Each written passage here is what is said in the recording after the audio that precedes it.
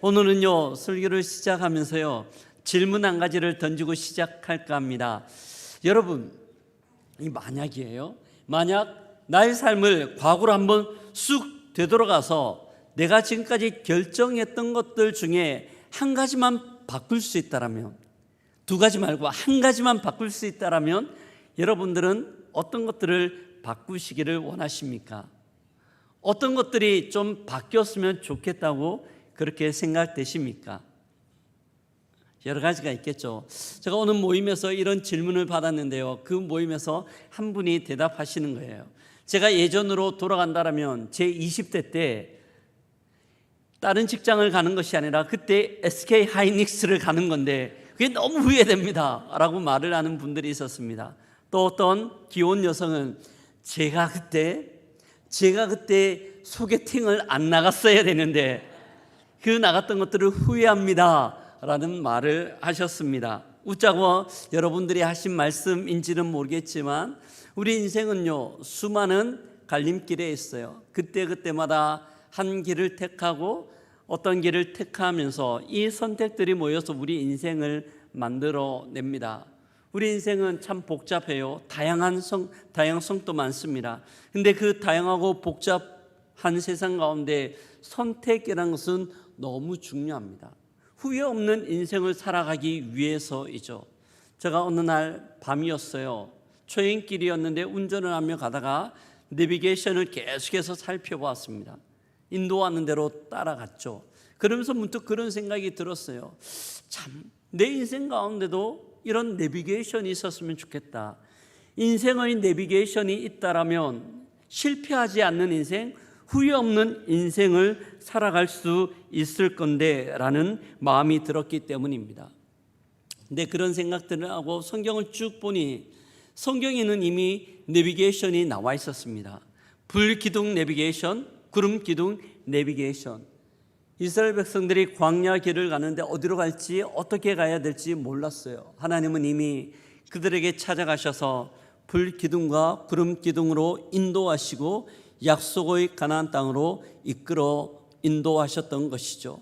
하나님 여전히 우리를 푸른 초장과 실만한 물가로 인도하시는 줄 믿습니다. 근데 여기서 우리의 진지한 고민이 시작됩니다. 마치 레이 프리차이드 목사님이 쓴 책처럼 하나님 지금도 나를 인도하십니까? 하나님 지금도 나를 인도하십니까? 라는 질문들이 수시로 나오기 때문입니다. 인생의 깊은 동굴을 지나는 것처럼 느껴질 때 우리는 이런 질문들을 던져요. 하나님, 내 인생을 이끌어가는 건 맞습니까? 저 또한 이런 질문들을 던질 때가 있습니다. 분명히 하나님의 인도함이라고 생각하고 하나님 따라간다라고 생각했는데 어느 날 길이 막혀지는 것 같아요. 주님, 제 인생을 인도하시는 것 맞습니까? 여러분들은 어떻습니까? 지금까지 살아오시면서 이런 질문들을 던져보신 적 없습니까? 수시로 이런 의문들이 우리에게 생기죠. 오늘 우리가 읽었던 본문은요, 이런 질문들을 가지고 있는 우리들을 향하여 하나님의 인도함이 어떤 모습인지, 또한 하나님께서 어떻게 우리를 인도하시는지, 그 가운데 우리에게 무엇이 필요한지를 가르쳐주고 있습니다. 말씀을 통하여 주의 음성을 듣고 또한 우리 인생을 다시 한번 주님 앞에서 정렬하는 시간 되기를 주의 이름으로 기도드립니다. 아멘. 아멘. 너무 중요하죠. 오늘 우리가 읽었던 본문은요, 지난 설교 이후의 내용입니다. 지난주에 보면 예루살렘 공동체를 주께서 막 흔드셨어요. 공동체 안에 있던 수많은 성도들이 뿔뿔이 흩어졌습니다. 그중 한 명이 빌립 집사님이었습니다. 빌립 집사님은 사마리아 성으로 내려가셨고 만나는 사람들에게 복음을 전했어요. 엄청난 은혜의 역사들이 일어납니다. 마술사 시몬까지 예수님을 믿게 되고 많은 사람들이 예수 그리스도를 주로 고백하는 복음의 역사가 일어납니다. 그런데 이 소문이 예루살렘 공동체까지 들려져요. 사도들이 듣고요, 급하게 두 사람을 보냅니다. 정말 사마리아 사람들이 예수님을 믿었는지에 대한 질문들을 확인하기 위하여 베드로와 요한을 보내죠. 근데 베드로하고 요한이 와서 보니 하나님의 복음의 역사가 그 가운데 왕성하게 일어나고 있었습니다. 그리고 기도함으로 성령이 그 가운데 임하는 것들을 경험합니다. 이것이 우리가 읽지는 않았지만 본문 앞부분에 나오는 내용인데요, 12절과 17절이에요. 같이 한번 읽어보겠습니다. 빌립이 하나님 나라와 및 예수 그리스도의 이름에 관하여 전도함을 그들이 믿고 남녀가 다 세례를 받으니 이에 두 사도가 그들에게 안수하며 성령을 받는지라. 이 사마리아 성 가운데 있었던 복음의 은혜예요. 무엇보다 우리가 17절을 읽었는데요, 17절 굉장히 중요합니다. 이 사도행전 교회사적으로 왜 중요한가 하면 항상 복음이 민족을 넘어갈 때마다 이런 성령의 역사들이 나타나기 때문입니다. 위로부터 성령이 강림하시는 거예요. 마가의 다락방 가운데 임하였던 그 성령이 지금 민족을 넘어가요. 유대인의 경계를 넘어 사마리아로 넘어갈 때 베드로하고 요한이 기도할 때 성령이 그들 가운데 임하였다고 이야기합니다. 이 내용은요, 뒷부분에 다시 한번 베드로가 고넬료라는 이방인에게 복음을 전하고 죽게 돌아올 때 동일한 모습들이 나타납니다. 사마리아 성은 복음의 역사로 말미암아 이 빌립의 사역을 한마디로 표현하면 대박입니다. 그리고 그 빌립은 대박인 사역, 복음의 역사 가운데 한 중심 가운데 있었죠. 이런 빌립에게 어느 날 성령 하나님께서 말씀합니다. 성령의 여정, 인도함의 여정이 시작되는 것이죠. 첫 번째, 어떻게 하나님의 인도함을 받을 수 있을까? 인도함 가운데 중요한 첫 번째는요, 성령의 음성 가운데 귀를 기울이는 겁니다. 성령이 빌립에게 말씀하세요. 한참 바쁘게 사역하는 빌립에게, 빌립, 사마리아를 떠나서 저쪽 예루살렘에서 가사로 내려가는 그 광야로 가라고 이야기를 합니다. 성령의 음성 가운데 귀를 기울이는 거죠. 근데 우리가 읽었던 본문 가운데는요, 이 빌립이 한 번뿐만 아니라 무려 3번이나 성령의 음성을 듣고 그 음성 가운데 반응하는 것을 봅니다. 우리는 26절을 읽었는데요, 29절에 보면 빌립이 그 음성을 듣고 광야로 내려가요. 가서 보니 에디오피아 네시가 국고성을 맡은 막강한 권력이죠. 보물 창고직이니까 엄청난 권력을 갖고 있던 이 네시가 예루살렘에서 예배를 드리고 자기 고향으로 내려가고 있었습니다. 이때 다시 성령이 말씀합니다. 가까이 수레로 가라고 이야기합니다. 그리고 또한 39절에 보면 모든 사역을 다 마치고 난 이후 수레로 가까이 가니 이 에디오피아 네시가 이사야 말씀을 읽고 있었어요. 잘 이해를 못할 때 빌립이 가서 그것이 예수 그리스도의 복음에 관한 내용임을 이야기합니다. 그리고 세례를 받아요. 다 끝나고 난 이후 성령이 빌립을 데리고 또 다른 곳으로 이끌어가는 것을 볼 수 있습니다.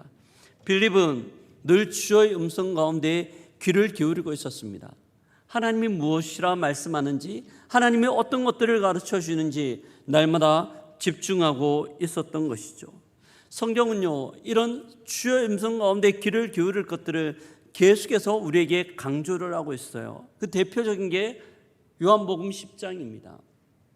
요한복음 10장에 보면 예수님께서 나는 선한 목자라 라는 말씀을 하십니다. 그리고 우리를 바라보며 양이라고 이야기하세요. 그러면서 10장 4절과 5절에 보면 이 양들은요, 목자의 음성을 듣는다고 반복적으로 나옵니다.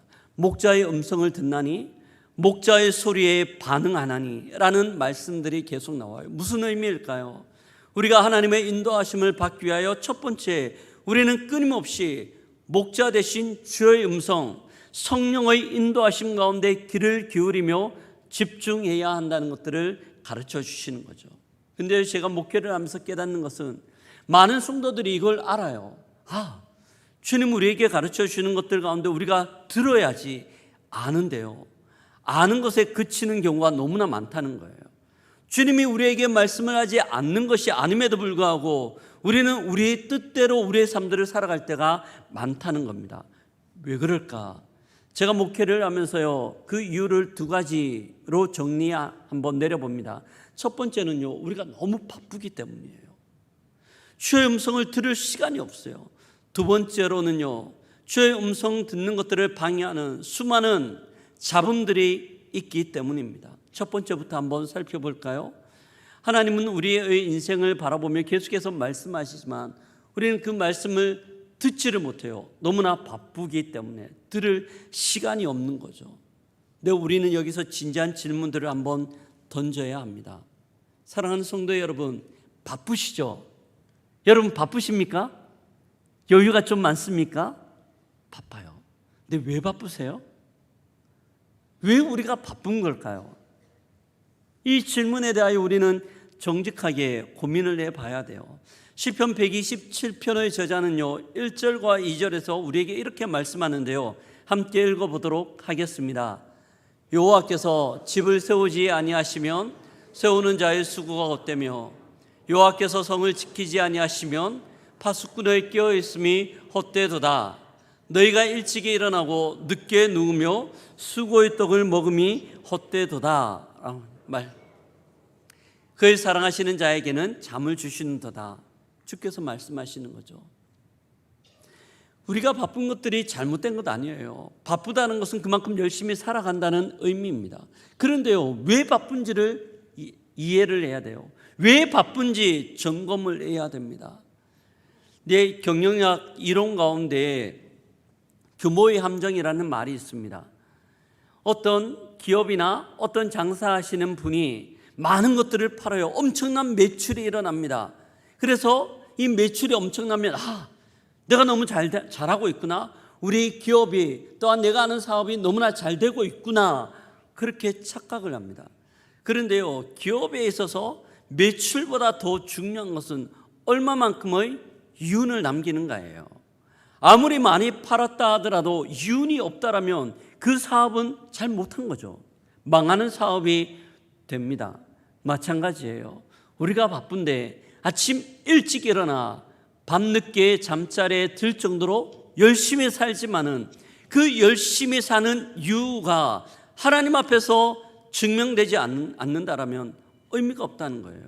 본문 말씀에 이야기하는 것처럼 수고의 떡을 먹는 것이 헛되다고 이야기합니다. 언제 그래요?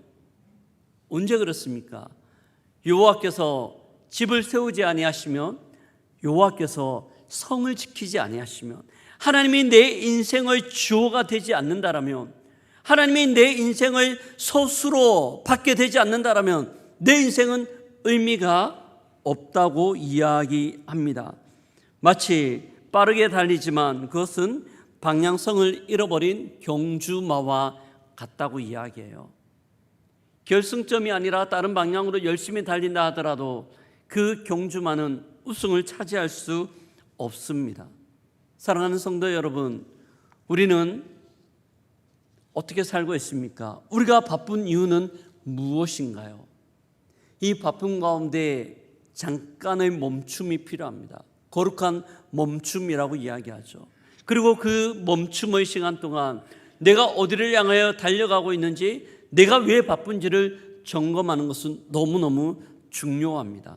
아메리카의 인디언 이야기입니다. 이들에게는 하나의 전통이 있는데요, 열심히 말을 타고 열심히 달리다가 한 번씩 잠깐 멈춘다고 이야기합니다. 바빠도 멈춘다고 이야기해요. 한 선교사님이 인디언 추장에게 질문합니다. 추장, 왜 열심히 말을 타고 달리다가 잠시 멈추는 겁니까? 계속 왜 안 달리나요? 선교사님이 물었을 때 추장이 이야기합니다. 우리가 너무나 빨리 달리다가 보면 영혼이 못 따라올 것 같아서 그 영혼을 기다리기 위해 잠시 멈춥니다 라는 이야기를 했다는 거예요. 우리의 인생 가운데는요, 이런 거룩한 멈춤의 시간이 필요합니다. 하나님의 음성을 듣기 위해서요. 두 번째, 우리가 왜 음성을 듣지 못하는가? 하나님의 음성을 듣는 수많은 잡음들이 있기 때문입니다. 우리는 살아가면서 세상으로부터 들려오는 수많은 이야기를 듣습니다. 어디에 투자해야 대박 납니다. 다음 주에는 무슨 주식을 사야 됩니다. 어떤 선택을 해야 됩니다. 이게 좋습니다. 수많은 이야기들, 그 이야기들 가운데 노출되어져 있어요. 그 이야기들 가운데 우리의 마음을 뺏기게 됩니다. 흔히 우리는 그것을 팔랑귀라고 이야기합니다. 누가 뭐라고 이야기하면 슉 갔다가, 누가 뭐라고 이야기하면 또 거기에 마음 뺏기는 거죠. 주의 음성을 들을 만한 여유가 없습니다. 사랑하는 성도 여러분, 우리의 길을 주께 집중할 수 있기를 주의 이름으로 축복합니다. 그리고 우리의 바쁜 일상들을 멈춰야 합니다. 아침에 일어나면 휴대폰을 먼저 들어 살피기 이전 하나님 앞에 3분 정도의 무릎 꿇는 시간을 가지면 어떨까요? 그 3분을 통하여 주님이 우리의 삶들 가운데 들어오기 시작하십니다. 아침 출근하여 업무를 시작하며 컴퓨터 전원을 누르기 전 5분 정도만 시간을 내서요, 하나님의 말씀 앞에 멈추면 어떨까요? 그 말씀이 우리의 인생을 새롭게 디자인하기 시작하는 거죠. 하나님께서 만들어가는 하나님의 마음들이 우리 가운데 들어오는 그 거룩한 멈춤의 시간입니다. 그 멈춤은요, 낭비가 아니라 하나님의 새로운 창조의 시간인 줄 믿습니다. 언제 그렇습니까? 바쁜 일상 가운데 정신없이 살아가며 무엇 때문에 바쁜지도 알지 못할 정도로 그렇게 살아가는 인생 가운데, 그 시간 가운데 잠시 머무를 때 주님이 우리에게 말씀하시고 들어오시기 시작하시는 거죠. 우리가 하나님의 인도함을 어떻게 받을까요? 이런 멈춤을 통하여 주님 앞에 집중할 때 우리가 인도함 받게 되는 겁니다. 첫 번째예요. 너무 중요합니다. 그런데요, 하나님의 인도함이라고 이야기할 때 더 중요한 게 있어요. 하나님의 음성을 향하여 귀를 기울이고 그 마음을 깨닫는 것 못지않게, 아니 그보다 더 중요한 것은 주님께서 깨닫게 하실 때 순종하며 반응하는 겁니다. 경중을 따진다라면 반응하고 순종하는 것이 훨씬 더 중요하고 또한 어렵기도 합니다. 본문으로 한번 돌아가 볼까요? 열심히 사마리아의 성에서 사역하고 있는 빌립에게 주께서 말씀하시죠. 저 광야로 가라고, 광야로 가라고. 빌립이 어떤 마음 들었을까요? 굉장히 혼란스러웠을 거예요.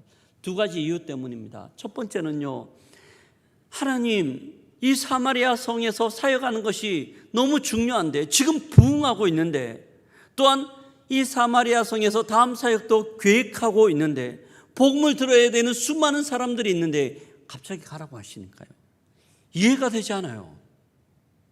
납득이 되지 않고 이 계산이 서지 않는 거예요. 그리고 그것은 또한 광야로 가라고 하십니다. 이것 때문에 혼란스러웠을 거예요.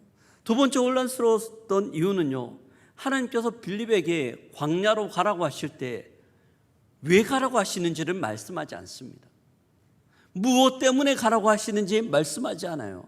가서 어떤 일이 일어날지 이야기하지 않습니다. 이 두 가지 이유 때문에 빌립은 굉장히 혼란스러웠을 겁니다. 그럼에도 불구하고 빌립은 하나님의 말씀 가운데 순종하여 27절에 보면 일어나 가서, 그는 하나님께서 말씀하실 때 즉각적으로 순종하여 반응하고 있는 겁니다. 근데 오늘 본문 가운데는요, 빌립의 순종이 한 번이 아닙니다. 연속으로 3번이나 나옵니다. 29절에 보면 광야로 가니 이 큰 수레 행렬을 발견해요. 에티오피아 네시의 수레입니다. 성령께서 빌립을 향하여 가까이 가라고 이야기합니다. 근데 가까이 가는 거 쉬웠을까요? 그렇지 않아요. 네시의 권위가 있잖아요. 권세가 있잖아요. 아마 그를 호위하는 군대가 있었을 겁니다. 근데 그 군대에 가까이 가는 것, 어쩌면 적으로 오인받아서 위협을 당할 수도 있는 상황입니다. 그럼에도 불구하고 빌립이 가까이 갑니다. 그리고 40절에 보면, 하나님 39절과 40절에 보면요, 빌립을 향하여 떠나라고 이야기할 때 그는 하나님의 말씀에 순종하여 그가 했던 모든 사역들을 그 자리에 그대로 내려두고 떠나게 되는 것이죠. 성도 여러분, 하나님의 말씀 가운데 반응하는 우리의 모습은 어떻습니까? 우리는 주께서 우리에게 말씀하실 때 어떻게 반응합니까? 우리는요, 대부분 하나님께 물어요. 하나님, 왜 가야 됩니까? 어디로 가야 됩니까? 간다라면 어떤 일이 일어날까요? 계속해서 묻습니다. 많은 경우 하나님께서 우리에게 명확한 답을 주시고 명확한 계획을 알게 하시고 또한 명확한 길을 제시게 하기 전에는 움직이지 않는다는 생각들을 가지고 있습니다. 그런데요, 어떨 때는 그것도 필요하지만 어떨 때는요, 이런 마음 가지고 있기 때문에 하나님께서 우리에게 말씀하시지만 전혀 움직이지 않아요. 순종하지 않아요. 이해되지 않기 때문에, 납득되지 않기 때문에 우리는 움직이지 않는다는 것입니다. 오늘 본문에 보면 빌립은 그렇게 반응하고 있지 않습니다. 주님 말씀하실 때 바로 반응해요. 이런 모습들이 창세기 12장에도 나옵니다. 12장에 보면 하나님께서 아브라함을 찾아가시죠. 그에게 말씀합니다. 내가 너를 복을 근원 삼겠다. 수많은 민족들이 너로부터 나오고 수많은 민족들이 너로 말미암아 복을 받을 것이라 이야기하십니다. 그리고 이야기하시죠. 너희 본토 친척 아비집을 떠나라고 이야기합니다. 그런데요, 이런 하나님의 음성은 굉장한 충격이에요. 아브라함에게 있어서. 아브라함은 목축을 하는 사람이에요. 많은 가축을 데리고 다니는데 어디에 물이 있고 어디에 목초지가 있는지 알 때 떠납니다. 근데 하나님께서 아브라함에게 떠나라고 하실 때는 그가 어디로 갈지 알지를 못하였어요. 그럼에도 불구하고 그가 하나님을 의지하여 떠났던 것이죠. 순종이라는 것은요, 계산되고 이해되기 때문에 떠나는 것이 아니라 하나님을 신뢰하기 때문에 떠나는 줄 믿습니다. 순종은 신뢰를 바탕으로 이루어지는 겁니다. 아브라함이 떠났을 때 히브리서 기자는 아브라함의 이 순종과 신뢰에 대하여 이렇게 평가합니다. 히브리서 11장 8절이에요. 함께 읽어보겠습니다. 믿음으로 아브라함은 부르심을 받았을 때 순종하여 장래의 유업으로 받을 땅에 나아갈새 갈 바를 알지 못하고 나아갔으며. 아멘.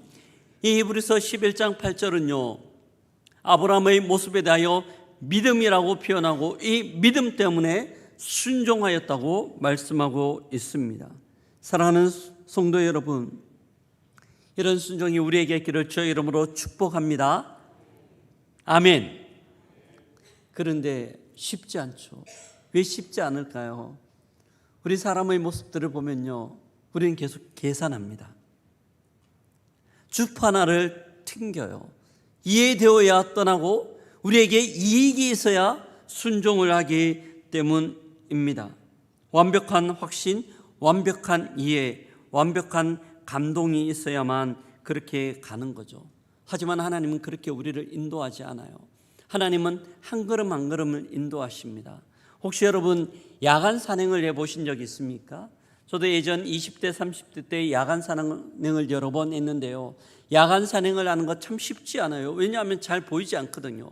야간 산행을 할 때 꼭 필요한 게 랜턴입니다. 후레쉬 하나 들고요, 앞을 비춰요. 앞을 비춰도 산속이라 더 깜깜해요.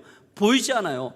바로 앞에 보여도, 많이 보여도 10m입니다. 그런데요, 그 10m 후레쉬로 비추며 한 걸음 한 걸음 옮깁니다. 그리고 또 다른 걸음을 옮기죠.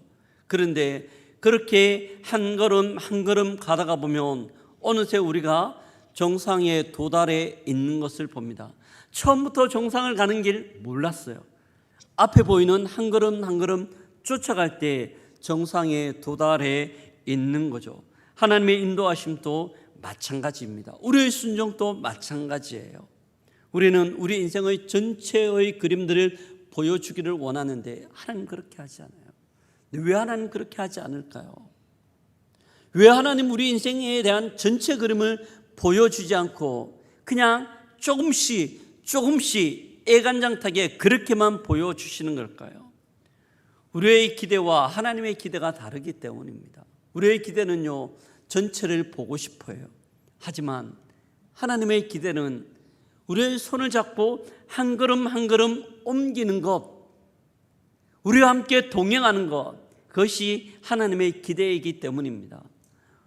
아이들 어릴 적 손을 잡고 마트에 가보신 적 다 한 번씩 있을 거예요. 아이들에게 야, 마트 가자 그러면 너무 좋아해요. 눈이 반짝반짝 빛납니다. 마트에 들어가는 순간 아이들은 신났어요. 무엇을 살까? 너무너무 좋아하죠. 그런데요, 아이들은 무엇을 살까 때문에 좋아하지만 부모는 뭐 때문에 좋아합니까? 뭐 때문에 좋아해요? 아이 손을 잡고 그 마트로 가는 게 너무 좋아요. 마트로 가면서요, 그 아이와 이야기 나누는 게 너무너무 좋아요. 그게 행복이라고 생각하거든요. 하나님이 그렇습니다. 만약 하나님은 우리 인생 가운데 전체를 보여주셨다면 어떨까요?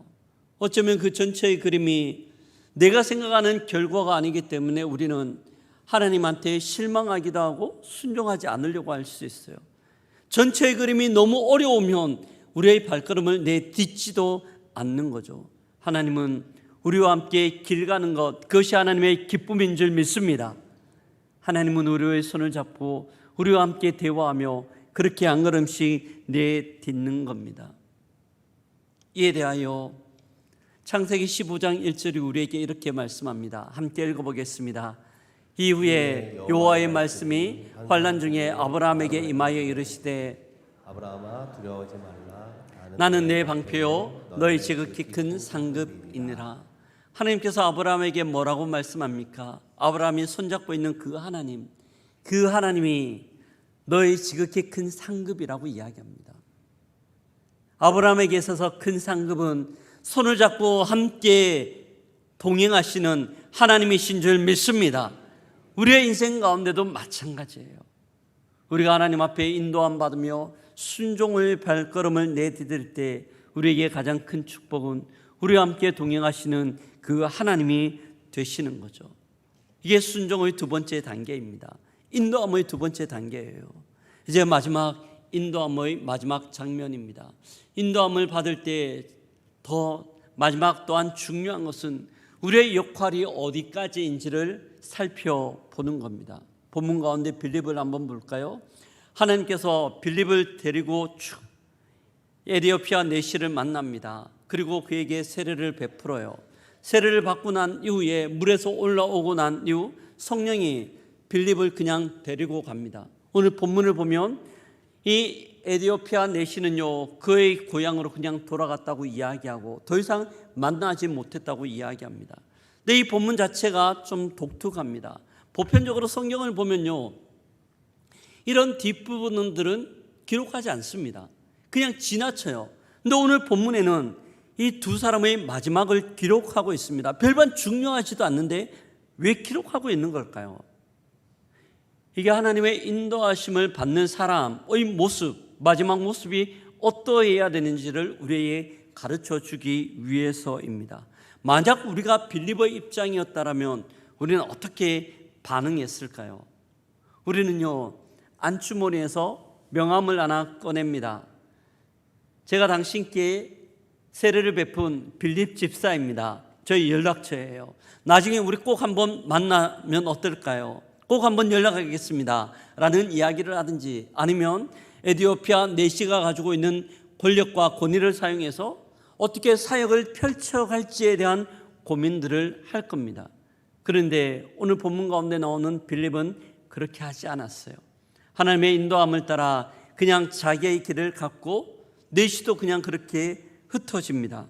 마지막이 너무나 허무한 것처럼 느껴집니다. 하지만 이것이 중요해요. 빌립은 거기까지였습니다. 자신을 하나님 구원 사역의 화려한 그림을 그리는데 하나의 점으로 인정하고 그 점 찍은 것으로 만족하고 있는 거죠. 근데 우리는요 사역을 할 때 하나님 나라의 도화지 가운데 점이 아니라 계속해서 선을 그으려고 하는 욕심들을 가지고 있습니다. 우리가 사역을 시작하고 우리가 우리의 열심으로 사역을 만들어가요. 그 사역 가운데 계속해서 우리가 주인공으로 남아있기를 원하는 마음들을 가지고 있는 거죠. 하지만 빌립은 하나님이 떠나라고 말씀하실 때 모든 것들을 툴툴 털어버리고 순종하여 그의 길을 가는 것들을 봅니다. 내 손으로 하고 있기에 내 사역이라고 생각하며 놓지 않는 것이 아니라 하나님은 원하실 때 그 주님 앞에 온전히 올려드리는 겁니다. 물론 그 사역을 놓으려고 할 때 우리 가운데 염려도 있어요. 걱정도 있습니다. 진짜 걱정이에요. 이 사역을 놓으면 이 사역이 어떻게 될까? 다음 모임들이 잘할 수 있을까? 지금 하고 있는 나의 입장에서 볼 때 너무나 불안한 것들이 많은 거예요. 그래서 잘 놓지를 못하죠. 근데 한번 돌이켜봅니다. 처음 우리가 그 사역을 감당할 때 여전히 처음 사역하는 나 자신도 옆에서 보기에 불안하기도 하고 염려되는 게 있었을 겁니다. 하지만 그 염려와 불안을 딛고 하나님은 너무나 멋지게 우리를 사용하셔서 그 사역을 만드셨던 거죠. 마찬가지입니다. 내가 그 사역을 놓는다고 해서 그 사역이 멈추는 것이 아니라 하나님은 다른 누군가를 사용하셔서 그 사역을 만들어 가시는 거죠. 하나님, 내가 그 일을 처음 시작했을 때처럼 또한 누군가를 통하여 그 일들을 만들어 갑니다. 하나님의 역사는 내가 붙들어서 유지되는 것이 아니라 하나님의 역사는 내가 붙들고 있기 때문에 유지되는 것이 아니라 하나님의 능력과 은혜로 만들어가는 것이 하나님의 역사이기 때문입니다. 잘 기억해야 하는 거죠. 미국의 국부라고 이야기하는 조지 워싱턴의 이야기입니다. 독립전쟁이 한참이었어요. 그는 대륙군대의 지휘관이었습니다. 총지휘관이었습니다. 영국 군대와 함께 그 독립전쟁에서 승리를 하는 가장 중추적 역할들을 감당했습니다. 그리고 1776년에 독립을 하였어요. 옆에 있던 수많은 사람들이 이 워싱턴을 추앙하며 왕으로 옹립하려고 합니다. 아니면 이 워싱턴이 죽을 때까지 종신 대통령으로 있으라고 이야기합니다. 그러면서 말을 하죠. 미국은 지금 신생국가입니다. 너무나 불안해요. 당신의 탁월한 리더십으로 이 나라를, 이 국가를 이끌어 주셔야 합니다. 많은 사람들이 부탁하지만 워싱턴은요, 그렇게 하지 않았어요. 그가 두 번의 대통령을 하고 난 이후 그냥 고향으로 떠나갑니다. 이 당시 유럽은 수많은 왕들이 있었어요. 워싱턴의 이야기를 듣고 그는 위대한 사람이다 라는 평가를 내립니다. 그리고 이 워싱턴의 결정으로 말미암아 미국 민주주의의 근간이 놓이고 위대한 민주주의가 출발할 수 있게 되었습니다. 이 모든 미국의 대통령은요, 두 번밖에 하지 않아요. 세 번을 하지 않습니다. 아무리 탁월하다 하더라도 워싱턴이 그렇게 했기 때문에 그렇게 하고 있는 겁니다. 사랑하는 성도 여러분, 하나님의 사람은 하나님께 귀히 쓰임받는 사람일 뿐만 아니라 내가 없어도 하나님의 일은 계속된다는 믿음들을 가지고 그 믿음으로 주님 앞에 반응하는 것이 바로 하나님의 사람입니다. 빌립처럼 주님의 영이 이끄시는 대로 미련 없이 떠날 줄 아는 사람, 사역의 주인공이 아니라 하나님 앞에서 하나의 점으로 쓰임받을 때 그 점으로 감사하며 만족하며 감격하며 반응할 수 있는 사람이 바로 하나님의 사람인 것이죠.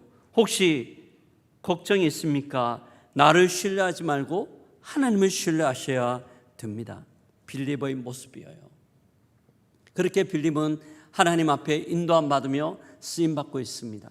말씀을 마무리합니다. 오늘 우리는 말씀을 통하여서요, 하나님 앞에 인도함 받고 쓰임 받는 빌립의 모습에 대하여 살폈습니다. 그는 하나님의 음성을 향하여 귀를 기울이고 있었습니다. 뿐만 아니라 주께서 말씀하실 때 이해되지 않지만 순종으로 반응해요. 무엇보다 하나님께서 여기까지라고 말씀하실 때 그는 거기서 모든 것들을 털고 일어날 수 있는 용기 있는 사람이었습니다. 그렇게 해서 빌립과 에디오피아 내시의 만남은 끝납니다. 조금은 허전한 것처럼 끝나요. 뭐 이렇게 끝나는가 생각됩니다. 근데 성경의 스토리는 여기서 끝나지만 하나님의 역사는 여기서 끝나지 않아요. 우리는요, 기독교를 백인들의 종교, 백인들로부터 시작된 종교라고 생각합니다. 로마가 기독교를 국교로 선언하고 유럽에 전파되었다고 생각을 해요. 하지만 기독교 역사를 보면 그렇지 않아요. 로마가 기독교를 국교로 공포하기 훨씬 이전 아프리카 한 나라에서 기독교를 국교로 인정합니다. 에티오피아예요. 1700년이라는 시간 동안 독립을 유지하고 또한 문화와 정치 가운데 지대한 영향을 미쳤던 것이 바로 기독교입니다. 많은 기독교 역사학자들과 또한 에티오피아 전승은 그 출발점을 내시로부터 찾고 있습니다. 빌립에게 복음을 전해 들은 이 내시가 돌아와서 수많은 사람들에게 복음을 함께 전할 때 이 에티오피아는 기독교 국가가 될 수 있었던 것이죠. 한 사람의 순종과 하나님의 인도함을 받을 때 그 한 사람의 인도함과 순종을 통하여 한 국가가, 한 나라가 하나님 앞에 온전히 변화되게 된 줄 믿습니다. 하나님의 은혜의 역사예요. 빌리버의 사역은 거기서 그치는 것 같지만 하나님께서 그를 통하여 또 다른 일들을 하시는 거죠. 사랑하는 성도 여러분, 우리는 어떻게 하나님의 인도함을 받고 있습니까? 바쁜 일상 가운데 멈춤의 시간을 통하여 어떻게 주의 음성을 듣고 있습니까? 하나님 말씀하실 때 혹 이해되지 않는다 하더라도 그 말씀 가운데 우리는 어떤 결단을 통하여 순종으로 나아가고 있습니까? 우리는 한 주의 삶들을 시작합니다. 한 주의 삶들 바쁘고 분주하지만 거룩한 멈춤의 시간이 있기를 주의 이름으로 축복합니다. 침상에서, 하나님 직장 일터에서 잠시 멈춰 내가 왜 바빠야 하는지, 나의 인생을 향하여 하나님이 원하심이 무엇인지 집중하십시오. 하나님께서 그 멈춤의 시간을 통하여 우리 인생 가운데 개입하십니다. 그리고 말씀하실 때 순종하십시오. 잘 이해되지 않는다 하더라도 주님은 그 순종을 통하여 하나님 나라를 만들어 가십니다. 그렇게 하나님의 음성을 듣고 순종하여 주의 역사 가운데 존귀하게 쓰임받는 우리 모두가 되기를 주의 이름으로 축복합니다. 아멘.